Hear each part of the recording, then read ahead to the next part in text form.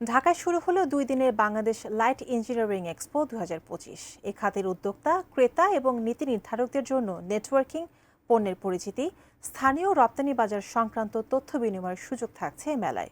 বাণিজ্য সচিব মাহমুদুর রহমান রাজধানীর মিন্টো রোডের শহীদ আবু সাইদ আন্তর্জাতিক কনভেনশন সেন্টারে বিকেলে এই মেলা উদ্বোধন করেন। বিভিন্ন প্রতিষ্ঠানের 44টি স্টল থাকছে মেলায়। এছাড়া বিভিন্ন সাব সেক্টরের প্রতিষ্ঠানও এ মেলায় অংশ নিয়েছে।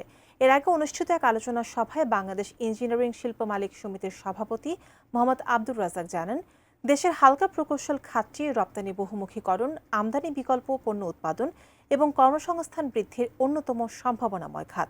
বর্তমানে দেশে ছোট বড় এরকম 50,000-এরও বেশি প্রতিষ্ঠান রয়েছে। অনুষ্ঠানে আরও উপস্থিত ছিলেন মন্ত্রণালয়ের অতিরিক্ত সচিব মোহাম্মদ আব্দুর রহিম খান, এফবিসিসিআইয়ের প্রশাসক মোহাম্মদ হাফিজুর রহমান সহ 22 মাসের সদস্যরা।